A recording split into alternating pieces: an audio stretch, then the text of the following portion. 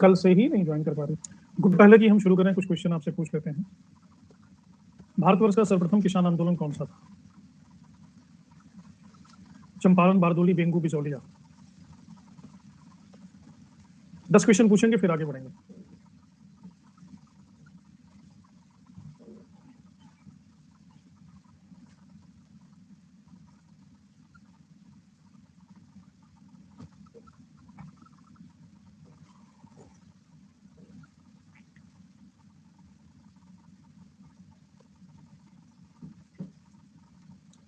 कुछ दिखाई नहीं दे रहा है।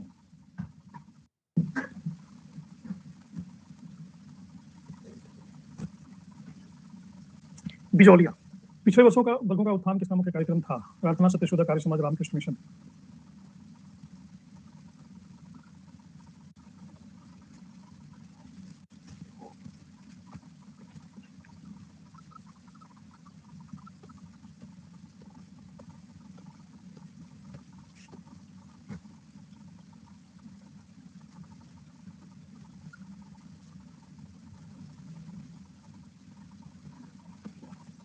रिफ्रेश तो किया मैंने। उलगुलन विद्रोह किससे जुड़ा था? संथाल, कच्छा नागा, कोल, बिरसा मुंडा।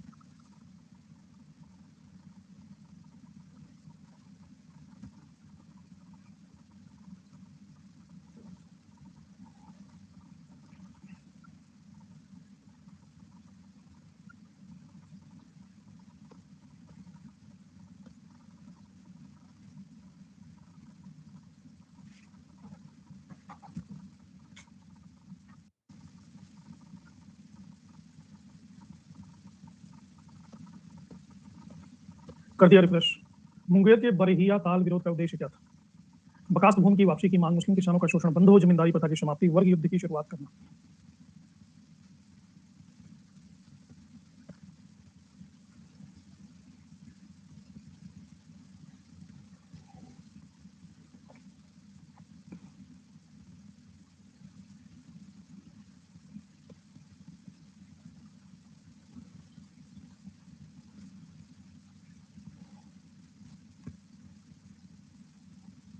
महाराष्ट्र में रामोशी कृषक जत्था किसने स्थापित किया था? न्यायमूर्ति रनाडे, गोपाल कृष्ण गोखले, वासुदेव बलवंत फड़के, ज्योतिबा फुले।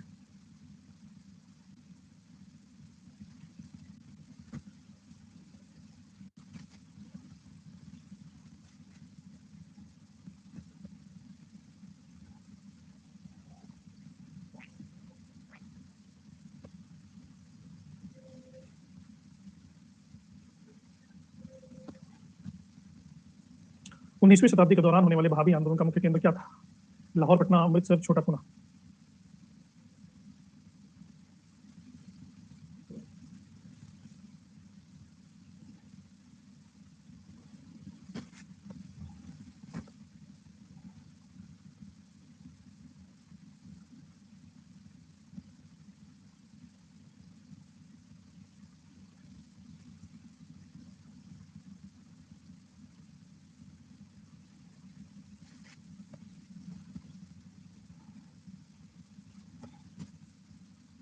नागपुर जनजाति विद्रोह कब हुआ?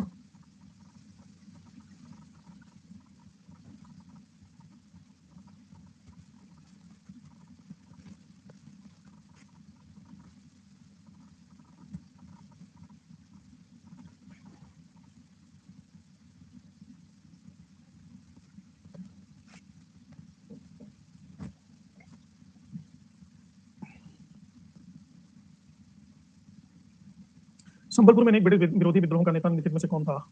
उतिरथ सुरेंद्र, कट्टबोम्मन, है सैयद अहमद बरेलवी।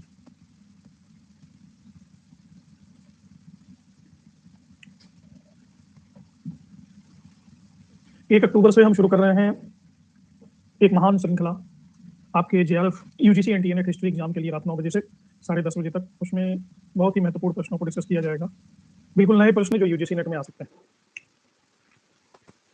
1 नवंबर से, नहीं सॉरी 1 अक्टूबर से, कल परसों से सभी ने ज्वाइन करना है। 1857 के विद्रोह के ठीक बाद बंगाल में निम्नलिखित में से कौन सा विप्लव हुआ? सन्यासी, संथाल, नील, पावना।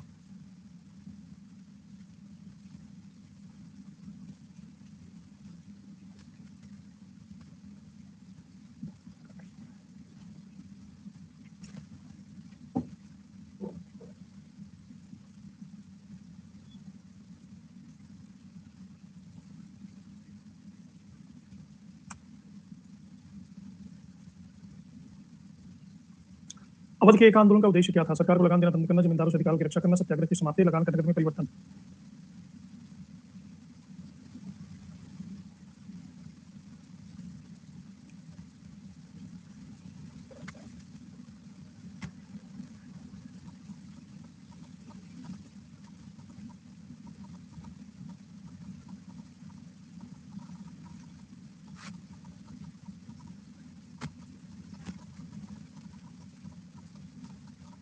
नाई धोबी बंद सामाजिक बाइकाट एक्ट स्वरूप 1919 में किसानों द्वारा प्रतापगढ़ जिले में चलाया गया।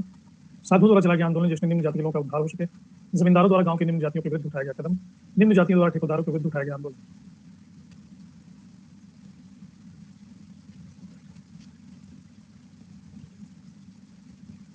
ये सब बिल्कुल लग रहा है आपको नए प्रश्न लग रहे हैं।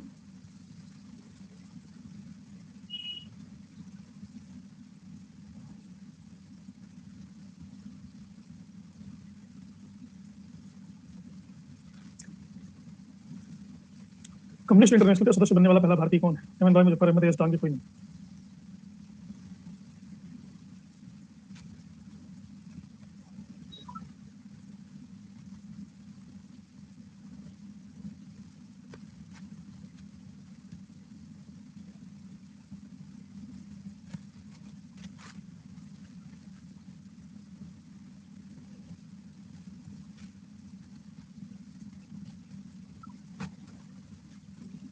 Good evening.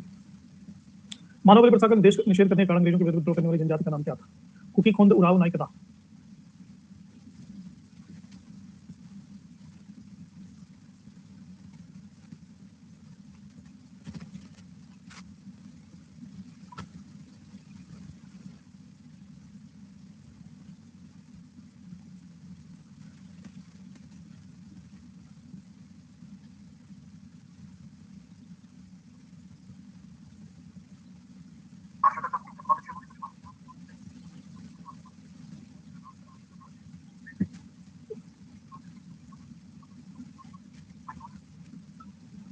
खोंड। क्या हो गया तुमको फिर? जनजाति लोगों के संबंध में आदिवासी शब्द का प्रयोग किसने किया था पहली बार? Mahatma Gandhi, Thakkar Bappa, Jyotiba Phule, B R Ambedkar.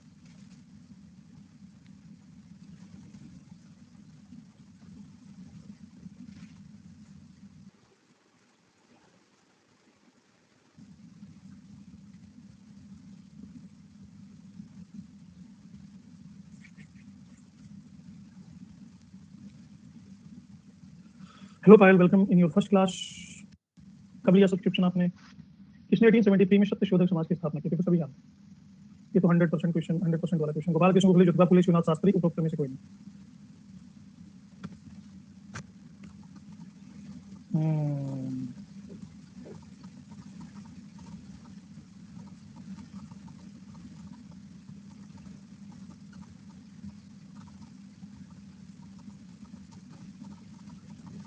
Idiot.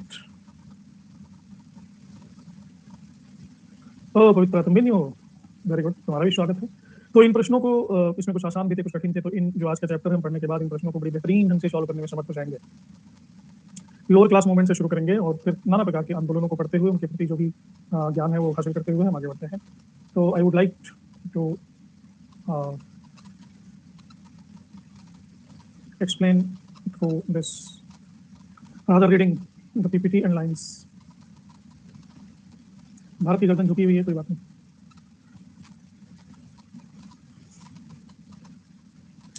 तो जातिगत आंदोलन, भारत में बहुत सारी एट्रोसिटीज हैं, बहुत सारी कुरीतियां हैं, वो सामाजिक हैं। धर्म और समाज ये दोनों मिले हुए हैं एक दूसरे से।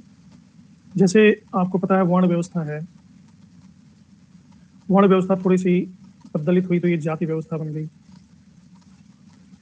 जाति परंपरा थोड़ी सी स्खलित हुई तो ये हो गई छुआछूत, छूत-अछूत।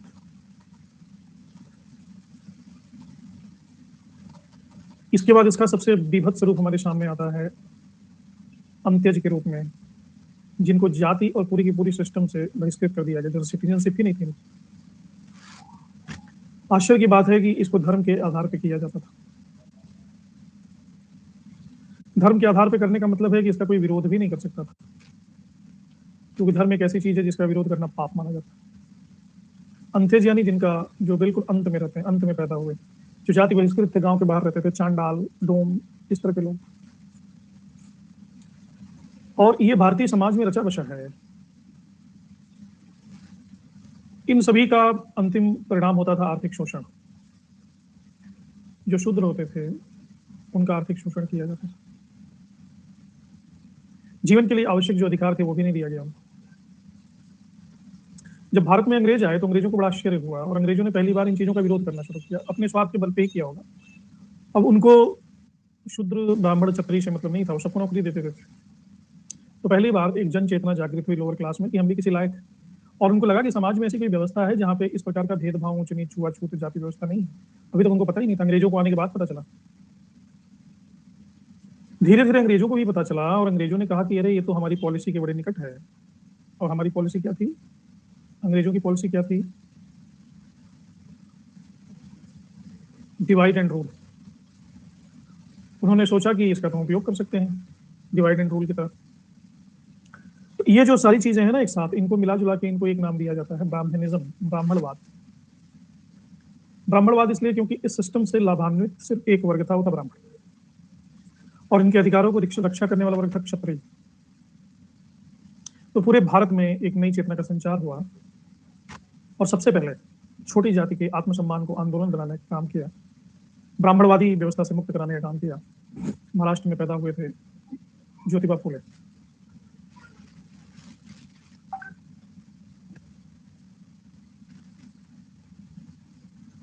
ज्योतिबा फुले ने एक समाज बनाया कि जो रियलिटी को निकाले, सत्यशोधक समाज। इसका डेट याद रखना बहुत जरूरी है, 1873।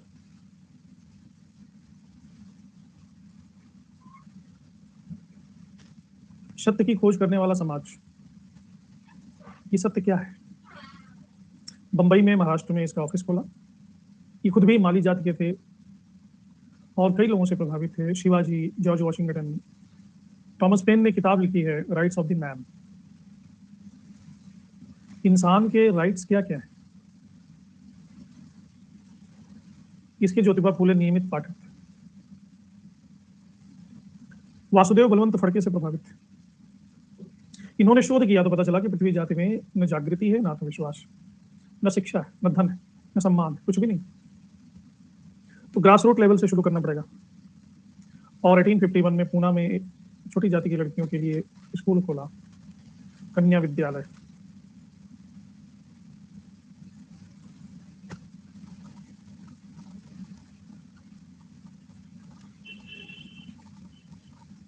पूना में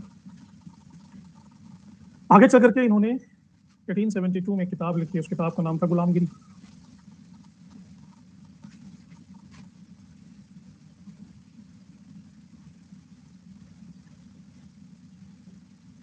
गुलामगिरी में स्पष्ट रूप से इन्होंने ब्राह्मणों के प्रभुत्व को चुनौती दी और कहा पंडित, पुरोहित और राजनेता ये तीनों है मानव आत्मा के शोषक। इसके बाद तो किताबें लिखने का सिलसिला जारी हो गया। एक और किताब लिखी, सार्वजनिक सत्य धर्म।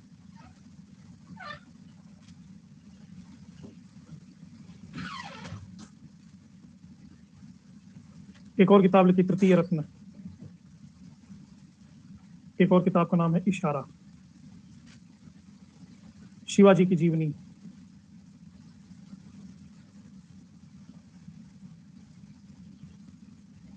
समाज सुधार के कार्यों से फैल गए, पूरा विख्यात हो गए। पूना में इनकी ख्याति फैल गई। 1876 में इनको पूना नगर पालिका का मेंबर बना दिया गया और 1888 तक आते आते इनको लोग कहने लगे महात्मा, महात्मा जी। और 1819 में इनकी डेथ होगी। लेकिन इन्होंने वो आग लगा दिया जो भारत में लगनी बहुत आवश्यक थी। फिर सत्यशोधक समाज, इस सोसाइटी ने इनके मृत्यु के बाद एक नई पत्रिका निकाली, दीन मित्र, यानी दीन दुखियों का मित्र। और नुक्कड़ नाटक का सहारा लिया, तमाशा। और तमाशों के माध्यम से ये जन जागृति करने लगे। इनकी लोकप्रियता अचानक से बहुत बढ़ गई। बहुत सारे नए नए लोग इसमें शामिल हुए। केशवराव जेठे, दिनकर राव, शंकर राव जाधव। इन तीनों ने मिलकर के एक समाज ही बनाया। उस समाज का नाम था Bahujan Samaj, the the society of majority, ये एक दलित आंदोलन था। इसी के तर्ज पर आगे चल करके हमारे काशीराम जी थे, उन्होंने बहुजन समाज पार्टी बनाई। मायावती 4 बार चीफ मिनिस्टर रही यूपी की, लेकिन दलितों के लिए कुछ नहीं किया। हाथी का मूर्ति बनवा दिया लखनऊ में, बस सेवा समाप्त। एक और आंदोलन इससे शुरू हुआ है जिसे कहते हैं जस्टिस पार्टी आंदोलन।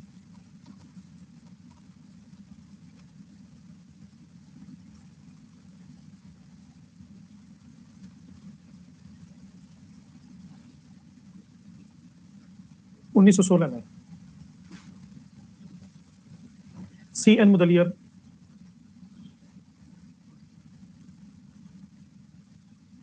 P त्यागराज चट्टी, TM नायर, इन लोगों ने एक संगठन बनाया जिसमें ब्राह्मणों का प्रवेश वर्जित, और इसको नाम दिया गया भारतीय उदारवादी संघ।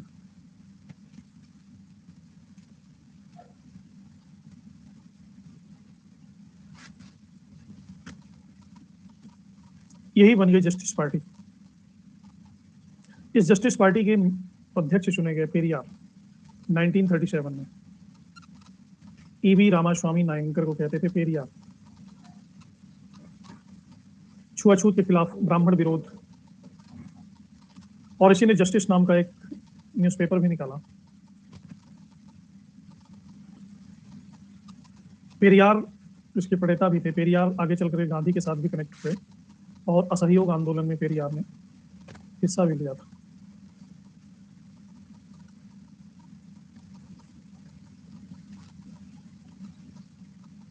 पेरियार इनको कहते थे। इन्हीं के एक दोस्त थे CN अन्नादुरई।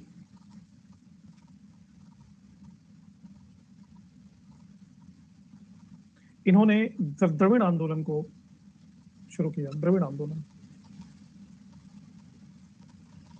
अन्नादुरई कांचीपुरम के रहने वाले थे और जुलाहे जाति के थे। जुलाहे कहते तंतुआए। बाद में हम देखते हैं कि द्रविड़ और जस्टिस पार्टी ये दोनों मर्ज हो जाते हैं 1944 में आकर के। इनको एक नया नाम मिलता है द्रविड़ संघ या द्रविड़ कड़गम। कड़गम का मतलब होता है संघ।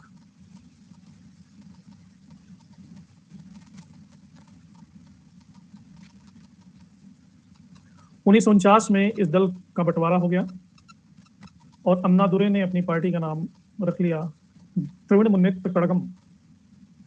ये नाम कहीं सुना? द्रविड़ मुन्नेत्र कड़गम, DMK।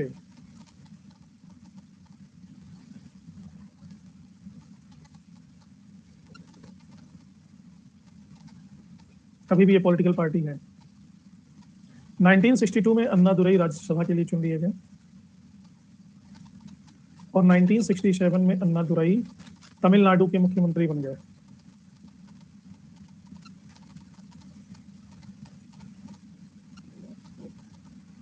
तो ये जस्टिस पार्टी मूवमेंट था जो चीफ मिनिस्टर बनने तक चला। यहां तक सभी को समझ में आ गया भाइयों बहनों? समझ में आना चाहिए कि नहीं आना चाहिए?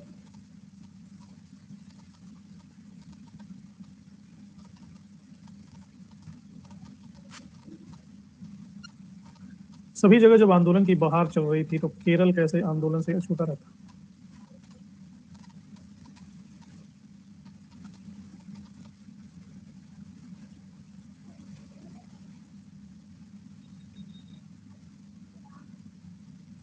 केरल जो बिल्कुल लास्ट में है भारत के, यहाँ पे केरल में एक संत हुए हैं नारायण गुरु।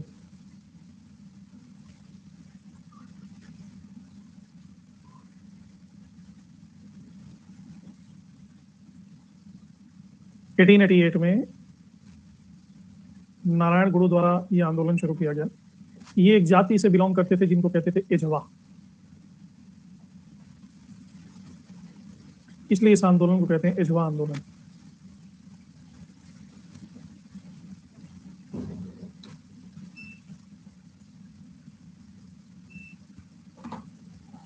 एझवा आंदोलन क्या था? केरल में जितने भी दक्षिण भारतीय मंदिर थे उसमें शूद्रों का प्रवेश करना बंद था परंपरा के रूप से। एझवा आंदोलन था ही मंदिर में प्रवेश करने के लिए। तो अगर इन्होंने प्रवेश नहीं करने दिया तो इन्होंने अपने मंदिर बनवाए, सभी के लिए समान रूप से खुले थे। एक जगह है केरल में, उसका नाम है अरुविपुरम।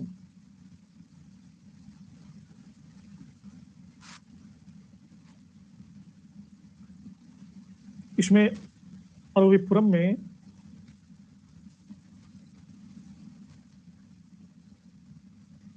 शिव की प्रतिमा की प्राण प्रतिष्ठा स्वयं की नारायण गुरु ने, और कहा कि मानव के लिए एक धर्म, एक जाति, एक ईश्वर होना चाहिए। लेकिन नारायण गुरु के शिष्य थे, उनका नाम था अयप्पन राजराजन। इन्होंने कहा कि न मानव का कोई धर्म है, न कोई जाति है, न कोई ईश्वर। इनके डायलॉग को बदल दिया। इसी के पैरेलल महाराष्ट्र में हम आंदोलन का एक अलग ही स्वरूप पाते हैं। वी.आर. सिंधे, विठल रामजी सिंधे ने डिप्रेस्ड क्लास मिशन सोसाइटी,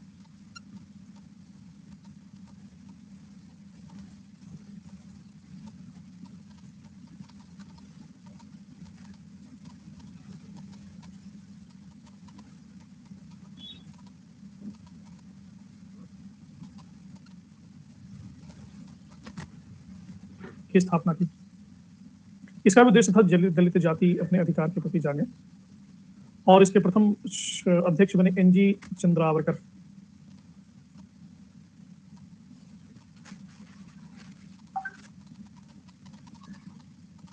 उन्नीस सौ 18 में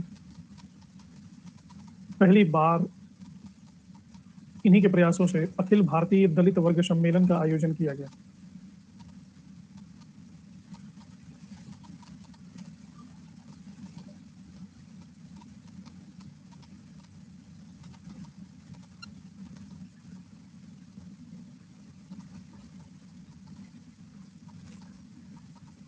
ये पहली बार पूरे भारत के दलितों को एक मंच पर बुलाया गया, और इसी में पहली बार अखिल भारतीय अस्पृश्यता विरोधी घोषणा पत्र जारी किया गया।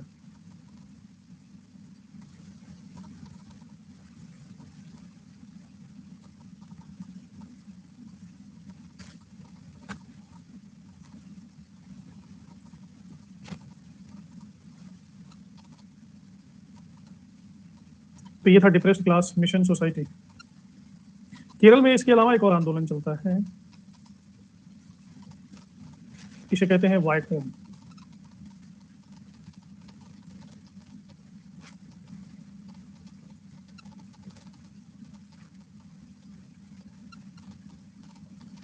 वाइकोम सत्याग्रह। यह भी मंदिर प्रवेश को लेकर के ही चलाया गया था, निम्न जाति के।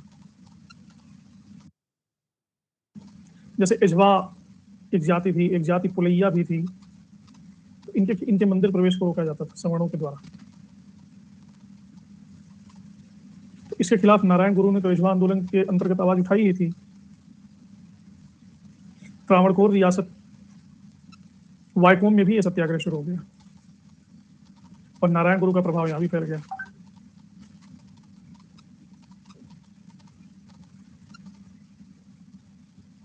नारायण गुरु ने उस भीड़ का नेतृत्व भी किया और एक संगठन और बनाया,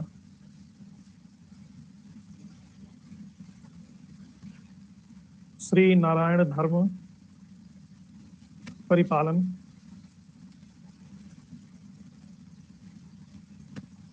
योगक्षेम संगठन।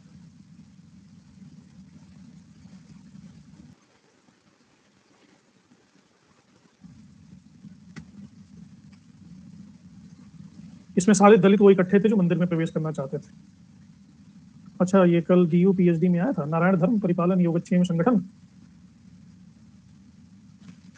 फिर किसकी बात कर रहे हो सुशील? तुम्हारी बात को तो चंचल ने काट दिया।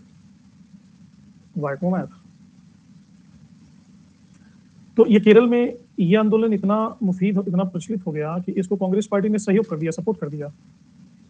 और इसके साथ साथ KP मेनन और EV रामास्वामी नायंकर भी इस आंदोलन से जुड़ गए। गांधी जी भी 1925 में आ गए, एक साल बाद, और समझौता किया त्रावणकोर की महारानी से कि मंदिर में प्रवेश दिया जाए। ज्यादा से ज्यादा मंदिर तक जाने का आम रास्ता ये खोल दिया गया,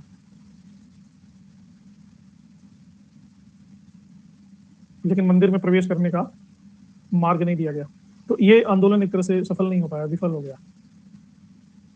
केरल में मंदिर प्रवेश को लेकर के लक्षित एक तीसरा भी आंदोलन है। इस तीसरे आंदोलन को कहते हैं गुरुवायूर आंदोलन।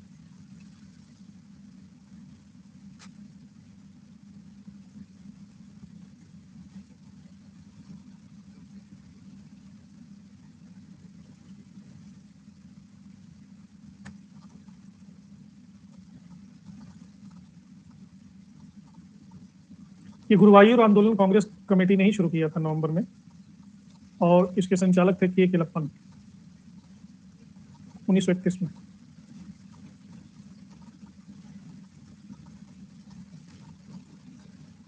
इसीलिए 1 नवंबर 1931 को केरल कांग्रेस कमेटी अखिल केरल मंदिर प्रवेश दिवस के रूप में मनाया।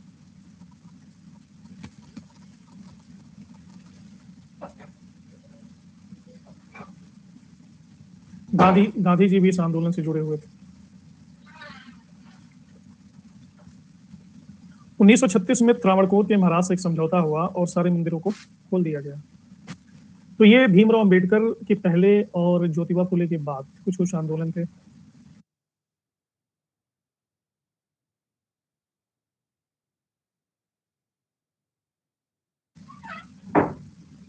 पहला मैंने बताया एजवा आंदोलन, दूसरा वायकोम सत्याग्रह, तीसरा गुरुवायूर आंदोलन। ये तीनों समझ में आ गए सभी को? इसके बाद आते हैं भीमराव अंबेडकर।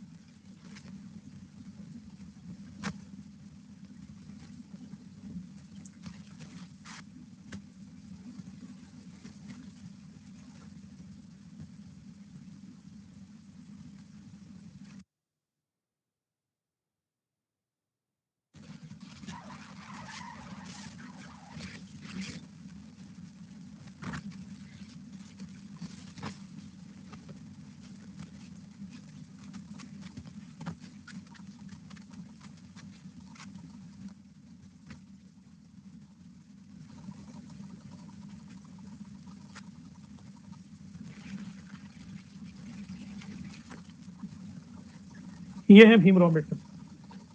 ये वन मैन आर्मी रहे हैं सबसे महत्वपूर्ण आंदोलनों के पीछे। इंदौर में पैदा हुए थे। इनकी पत्नी का नाम रमाबाई था। इनकी पत्नी 1335 में इनका देहांत हो गया। फिर 1948 में इन्होंने दूसरा विवाह किया। इनको टीबी हो गया था, तो जिस डॉक्टर ने इलाज किया था उन्हीं से विवाह कर लिया। तो ये खुद शूद्र थे, दूसरी बीवी ब्राह्मण थी, बंबई की सारस्वत ब्राह्मण परिवार से। तो अभी कुमारी बबीता, तुम एग्जाम के करीब आकर कितनी लापरवाह कैसे हो सकती हो? क्यों क्यों क्यों? अंबेडकर के पहले ये प्लॉट तैयार हो चुका था दलित आंदोलन का। अंबेडकर ने निम्न जातियों के उत्थान के लिए उनको संगठित करना शुरू किया, क्योंकि इनका जीवन निरंतर संघर्ष में बीता था। तो कई संस्थाओं की स्थापना की। 1920 में इन्होंने the all India depressed class federation बनाया।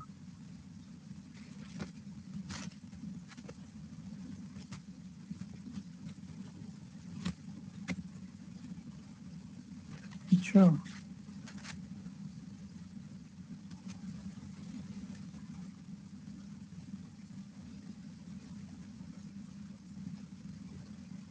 इसी से मिलते जुलते नाम के बहुत सारे संगठन हैं।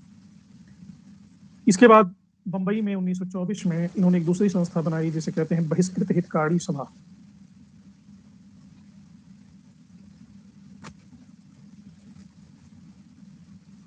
फेडरेशन।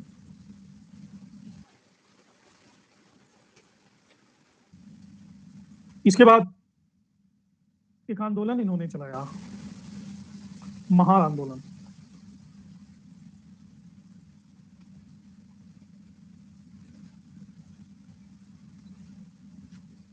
महार आंदोलन चलाया गया अछूतों को मंदिरों में प्रवेश करने और सार्वजनिक कुओं से पानी भरने के नागरिक अधिकारों की प्राप्ति के लिए। फिर 1927 में इन्होंने एक पत्रिका का प्रकाशन प्रारंभ कर दिया, बहिष्कृत भारत।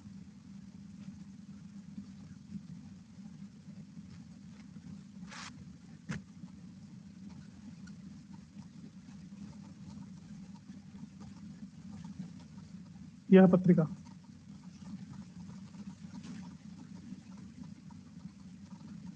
मजदूरों के लिए 1936 में एक पार्टी भी गठित की जिसका नाम रखा स्वतंत्र श्रमिक पार्टी।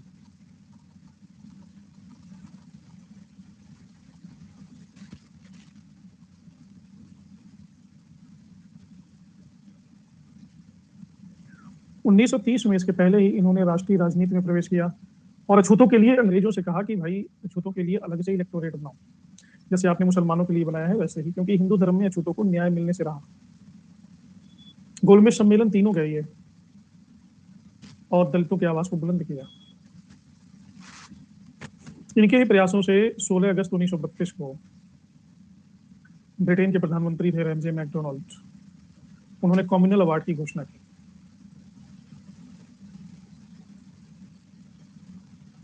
कम्युनल अवार्ड का मतलब है कि दलित जहां मेजॉरिटी में होंगे वहां इलेक्शन दलित ही लड़ेंगे। ये दलितों के हित में तो अच्छी बात थी, लेकिन इससे भारत का स्वतंत्रता आंदोलन कमजोर हो जाता। क्यों? क्योंकि फूट पड़ जाती है।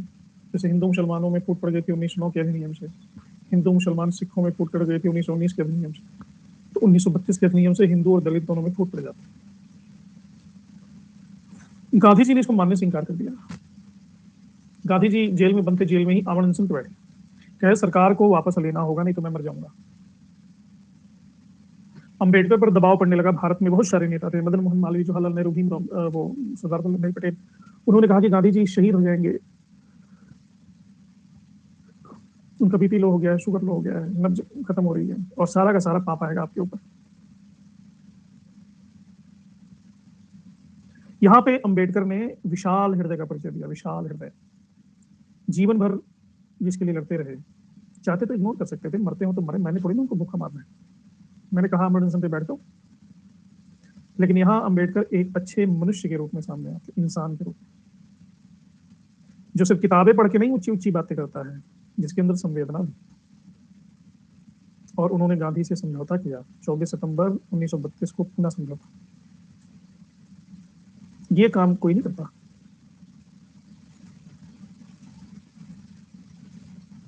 क्योंकि गांधी जी आमरण अनशन कर रहे हैं तो इसमें अंबेडकर की क्या गलती थी? अधिकार देने वाले अंग्रेज हैं, अधिकार लेने वाले दलित हैं, दलितों को जीवन पर्यंत शोषित रखा गया है। लेकिन अंबेडकर ने ये नहीं, उन्होंने सोचा कि गांधी को बचाना उचित है। इनकी आलोचना भी हुई पूना पैक्ट करने के लिए। पूना पैक्ट में क्या किया गया कि दलितों के लिए अलग से निर्वाचन मंडल को समाप्त कर दिया गया और साधारण वर्ग में ही सीटों को आरक्षण दे दिया गया। ज्यादा सीटें होंगी लेकिन आप अलग से चुनाव में लड़ेंगे।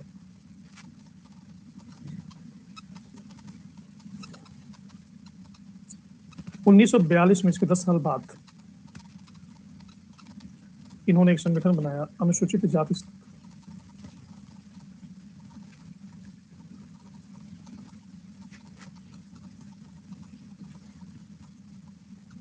भारत में भारत छोड़ो आंदोलन चल रहा था, लेकिन अंततोगत्वा भारतीयों से इनको न्याय की उम्मीद तो पहले भी नहीं थी और वो भी खत्म हो गई।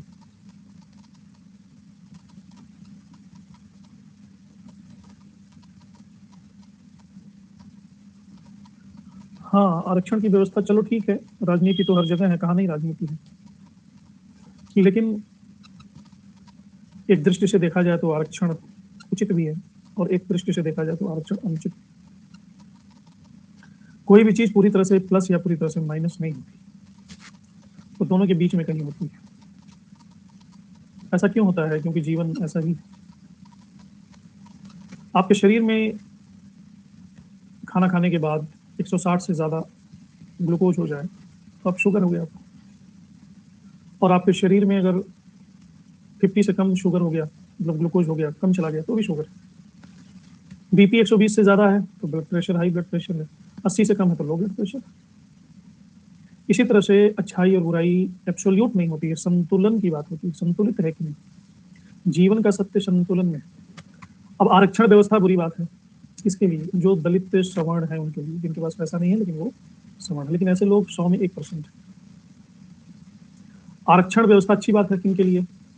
100 में 30% लोग ऐसे हैं, 100 में 30 लोग जो दलित वर्ग से हैं, अनुसूचित जाति से हैं और गरीब हैं, उनके लिए अच्छी बात है। 1% के अधिकारों को देखा जाए कि 29% के अधिकारों को देखा जाए, किसको देखा जाए? तो हमें हमें अच्छाई और बुराई में से नहीं चुनना है, कम अच्छे, कम बुरे और ज्यादा बुरे में से चुनना है। 30% वाला कम बुरा है। आरक्षण अनुचित है अगर देखा जाए तो, जहां तक प्रतिभा की बात है, कोई डॉक्टर बनता है, इंजीनियर बनता है, कुछ और जॉब में जाता है, तो जो आरक्षण से जा रहा है वो उतनी मेहनत नहीं किया है, उसके अंदर उतनी प्रतिभा नहीं है, क्योंकि उसको सहारा मिला है आरक्षण का चयन के लिए। लेकिन जो जनरल कैटेगरी का है उसको मेहनत मिली, उसने मेहनत किया है, प्रतिभावान भी है। एक ये पक्ष है। दूसरा पक्ष ये है कि जो सामाजिक व्यवस्था है उसका क्या, जो दलित वर्ग का व्यक्ति है उसको न समाज सहयोग करता है, न आर्थिक स्थिति अच्छी है, न उसका कोई सम्मान है, न कोई आत्मसम्मान है, आज भी वो भेदभाव का शिकार होता है, आज भी उसको ह्यूमिलिएट होना पड़ता है। ये कुछ चीजें ऐसी हैं जिनको पैसों में नहीं तोला जा सकता, लेकिन ये चीजें बहुत बुरी तरह से प्रभावित करती हैं। इन सब चीजों से तो सवर्ण बचा हुआ है ना। आपके अंदर लाख प्रतिभा हो और आपको ह्यूमिलिएट किया जाए सिर्फ इसलिए कि आप किसी घर में पैदा हो गए हैं जिसमें आपका कोई हाथ नहीं था, तो आपको लगता है कि आप शाम को आकर के घर में घनघोर पढ़ाई कर पाओगे? मानसिक रूप से विचलित रहोगे तो क्या पढ़ोगे? तो एक ऐसा बेनिफिट सवर्ण वर्ग के पास है जिसकी पैसे में कोई मोल नहीं है, और एक ऐसा नुकसान दलित वर्ग के साथ है जिसका भी पैसे में कोई मोल नहीं है, लेकिन ऐसा है, उसकी बात नहीं की जाती।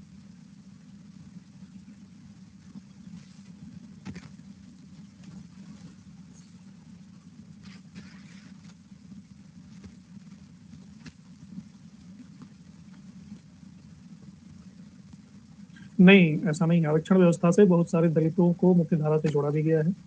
बहुत सारे परिवार ऐसे हैं जो अपने बच्चों को पढ़ाने में सक्षम नहीं थे, अच्छी व्यवस्था नहीं थी, वो अच्छे एजुकेशनल इंस्टीट्यूट में पढ़ रहे हैं। आपको डेटा का नहीं पता है? गूगल करिए राष्ट्रीय अनुसूचित जाति और जनजाति आयोग, उसमें ग्राफ दिया हुआ है, कितने लोग लाभान्वित हो रहे हैं, कितने लोग क्या हो रहे हैं, पूरा स्टैटिस्टिक्स अवेलेबल है वहाँ। जरा 2 दिन का टाइम निकाल के उसको पढ़िए। जाके पाँव न फटी बेवाई सो क्या जाने पीर फटी, जिसके पाँव में घाव नहीं है वो दूसरे को नहीं जान सकता।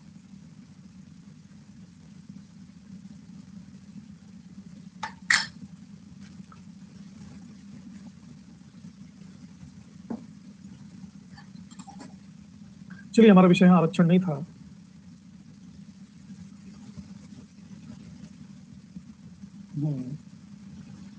तो मैं कम से कम दलितों के पक्ष में खड़ा हूँ, गरीबों के पक्ष में खड़ा हूँ, जातिवाद के मैं विरोध में हूँ, किसी भी प्रकार के भेदभाव के विरोध में हूँ। कोई भी भेदभाव नहीं होना चाहिए, स्त्री पुरुष के नाम पे, ऊंच नीच के नाम पे। हालांकि मैं भी ऊंची जाति का हूँ, लेकिन इसका ये मतलब नहीं है कि आप मानवता को ताक कर दीजिए। और मैंने अपने जीवन में, मैं अपनी व्यक्तिगत बात करूँ, मैं अपने जीवन में कोशिश की है कि कम से कम ये दुर्गुण मेरे अंदर ना आए, जात पात ये सब चीजें मैं नहीं मानता, और ना अपने बच्चों को, अपने आने वाली पीढ़ियों को प्रोत्साहित करूंगा। हमारे बच्चों को तो पता भी नहीं होगा कि वो राजपूत है, क्षत्रिय है, मैंने कभी उनको बताया ही नहीं। वो पूछेंगे भी क्या, मैंने कभी बताया भी नहीं। हाँ, मेरी टीम में तुम भी शामिल हो, वेरी गुड। इसलिए आप लोग भी इस चीज को निकाल दीजिए दिमाग से। पढ़े लिखे होने का मतलब ही होता है कि हम सोच में आ जाए।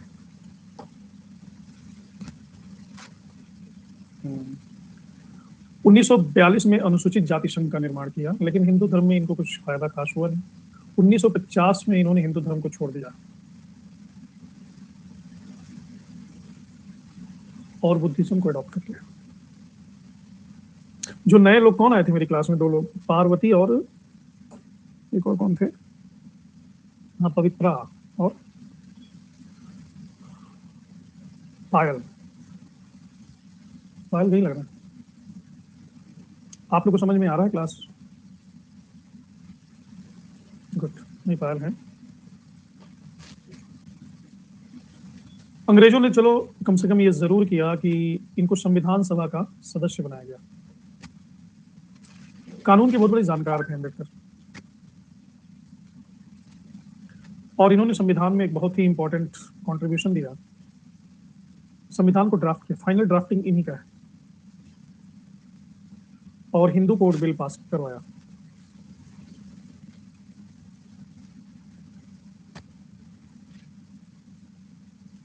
तो वर्तमान में समस्त भारतीय नागरिकों के लिए समानता का अधिकार स्वीकार जो किया गया है वो हिंदू कोड बिल के कारण। छुआछूत को खत्म किया गया है, ये अनुच्छेद 17 इन्हीं का देन है संविधान में। छुआछूत अपराध, आप किसी को कहते हैं कि आप अछूत हो, हम छुएंगे नहीं, तो आपको जेल हो जाएगा।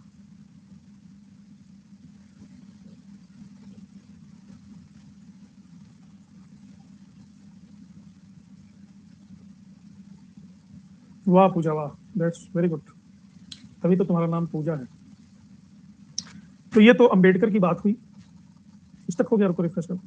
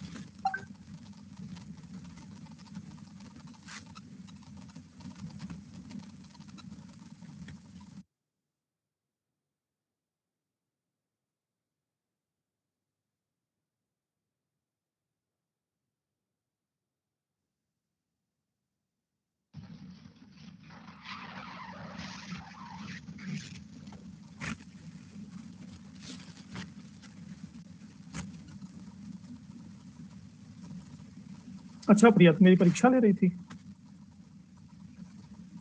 आर्टिकल 17 मैंने देखा है। आर्टिकल 17 देखो, आई ओपनर है, मेरी तो आंखें खुल गई। अभी भी इस जमाने में 21वीं सदी में भी ये सब चीजें चल रही, मेरे तो होश उड़ गए।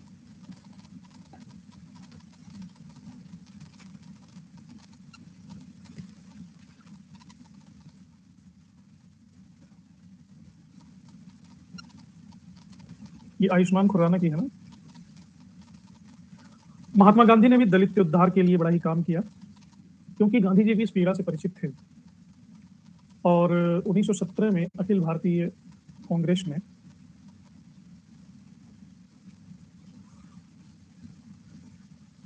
हिंदू समाज द्वारा दलित जातियों पर आरोपित कठिनाइयों को दूर करने के संबंध में प्रस्ताव भी पारित किया।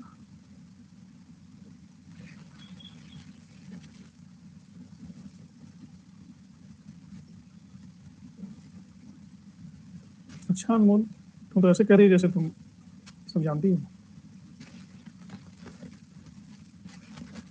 1921 में कांग्रेस पार्टी ने एक आह्वान किया हिंदुओं से कि छुआछूत को समाप्त करें।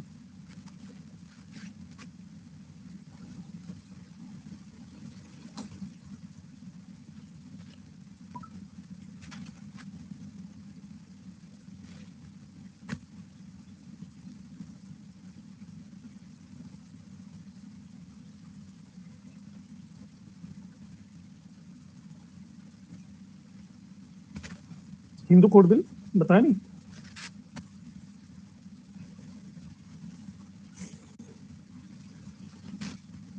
हिंदू कोड बिल का मतलब यह है कि सरकार अब कानून के जरिए तय करने जा रही थी कि हिंदू धर्म में क्या उचित है, क्या अनुचित, और उन्हें कैसे दूर करना है। कौन सी शादी सही है, कौन सी गलत, पुश्तैनी जायदाद में किसका कितना हिस्सा होगा, अछूत छूत, मंदिर मस्जिद। तो अब इसको कानूनी जामा पहना दिया गया। ठीक है।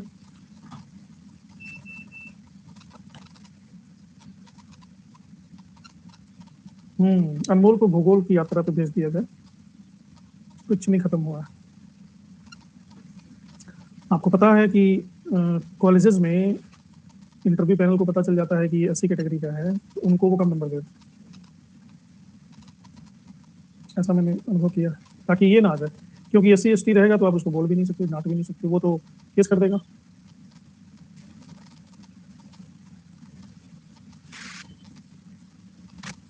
छुआछूत के इतने लेवल है कि आप कल्पना नहीं कर सकते।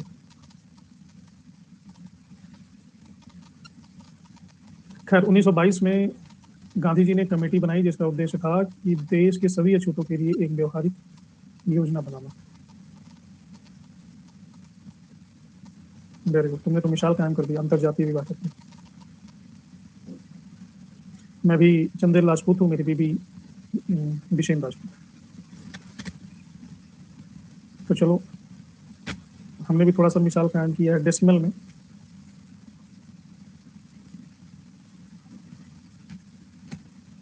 हम्म।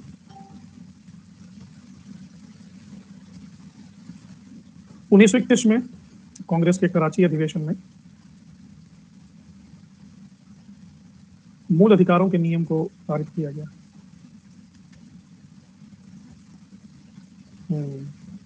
मैं फोटो देखता रहता हूँ आप लोगों की।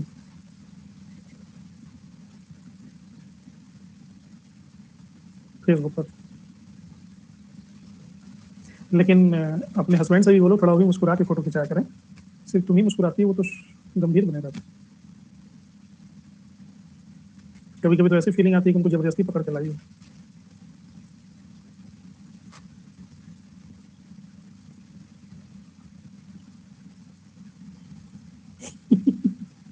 ऐसा दिखता है ऐसे।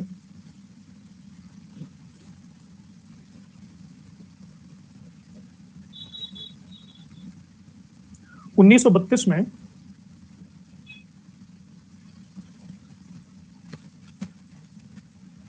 नहीं, मैं मुस्कुराता हूँ, मेरी फोटो देखना। ये अलग बात है कि सिर्फ उसी टाइम मुस्कुराता हूँ जब क्लिक होने वाला होता है, लेकिन मुस्कुराता जरूर। हाँ हाँ, संदीप।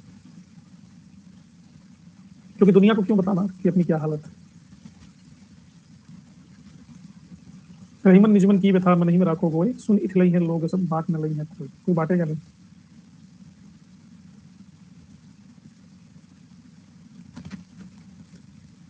हम्म।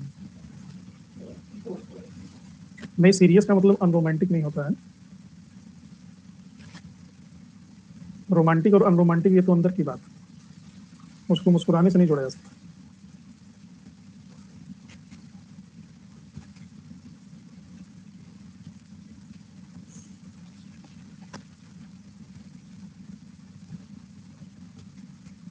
एक दिन बबीता को इंटरव्यू दे दो, गहराई से छानबीन करना चाहती है।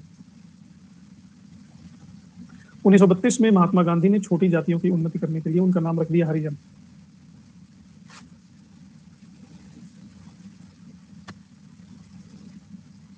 और एक संगठन की स्थापना की, हरिजन सेवक समाज।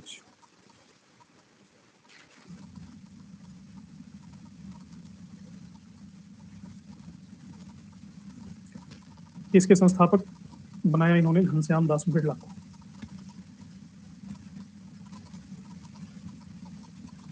GD Birla.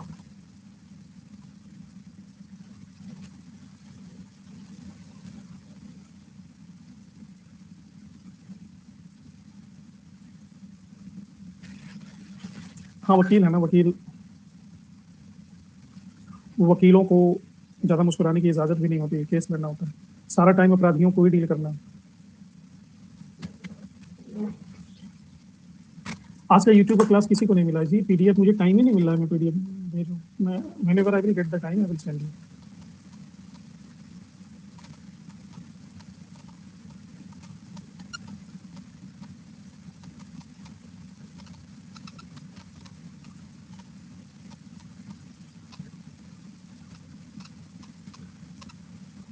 Caste carries its identity while converting in different religion. If look at Pakistani Punjab chart, Rajput marriage in same caste and same thing in with Sikhism like Jat. कल तो मेरी क्लास ही नहीं थी, क्या बात करती वीडियो से।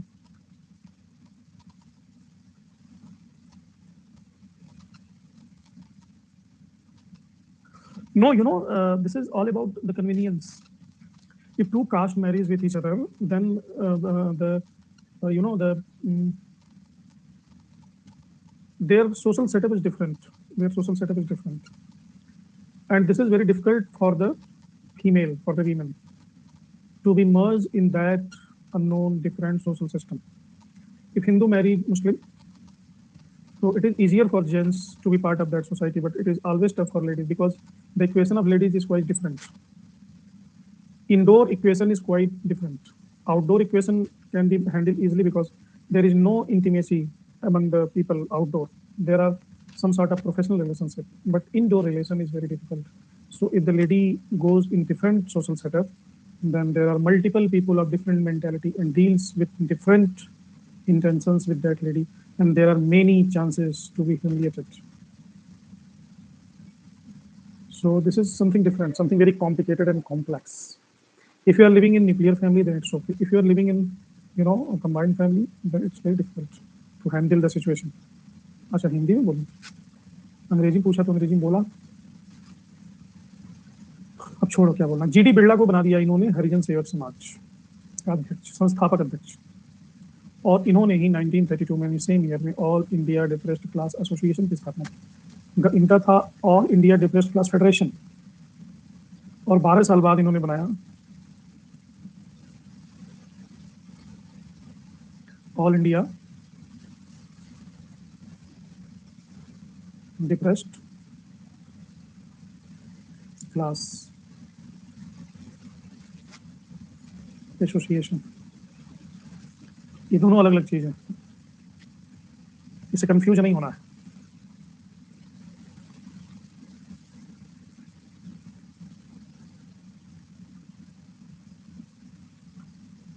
गांधी जी तो एक कदम और आगे बढ़ गए, इन्होंने अस्पृश्य जाति की एक लड़की को अपनी पुत्री के रूप में भी स्वीकार किया, लेकिन पृथक निर्वाचन मंडल को इन्होंने समाप्त करवाया पुनः पैक्ट के द्वारा। कांग्रेस को इन्होंने कहा कि अस्पृश्यता निवारण को अपने एजेंडा में शामिल करवाया। और स्वतंत्रता के बाद संविधान में छुआछूत को गैर कानूनी घोषित किया। 1933 में इन्होंने जो न्यूज़पेपर निकाला उसका नाम भी रखा हरिजन,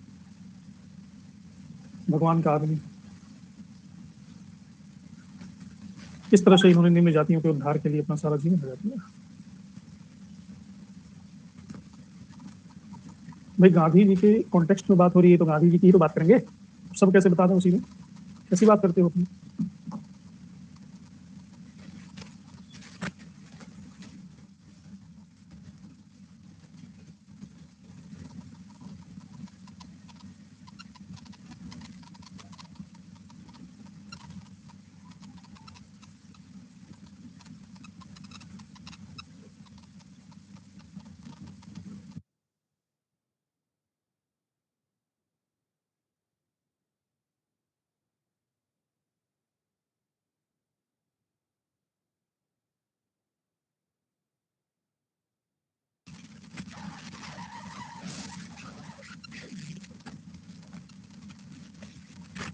इसके बाद तीसरे हीरो आते हैं,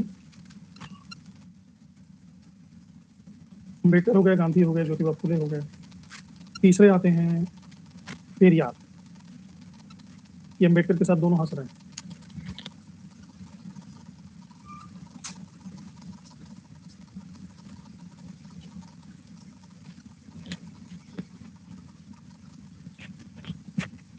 साउथ इंडिया में इन्होंने आंदोलन शुरू किया 1920 में पेरियार ने। इनका पूरा नाम था EB Ramaswamy Naicker. Self respect movement यानी आत्मसम्मान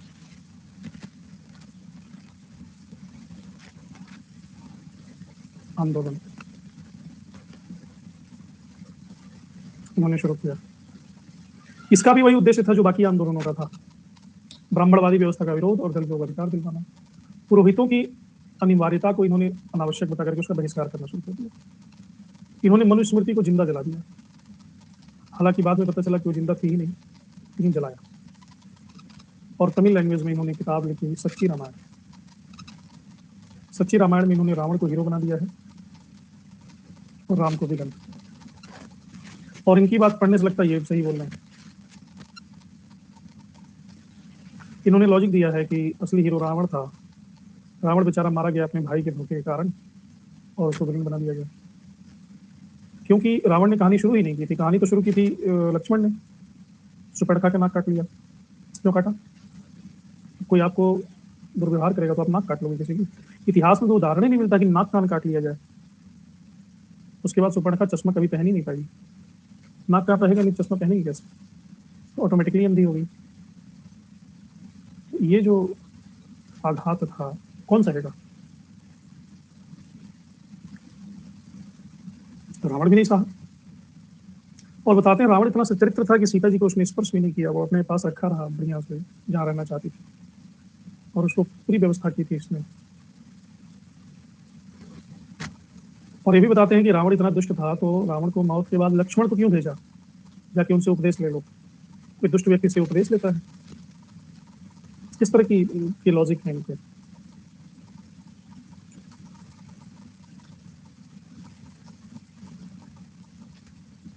तो आज का टाइम खत्म हुआ। तो तो आज 9 बजे वाली क्लास आपकी हो गई है पहले ही, यानी पहले ही हो गई है, 3:30 बजे थी। तो अब पेपर 1 खत्म हो गया, पेपर 1 नहीं पढ़ाना है, अब इतिहास ही पढ़ना है। तो कल तो नहीं, परसों से वी विल स्टार्ट जबरदस्त MCQs of history paper 1 with full analysis. Last moment में हम जो एमसीक्यूज वगैरह कराते हैं ना, उसमें से कई क्वेश्चन आ जाते हैं, पिछली बार भी ऐसा हुआ।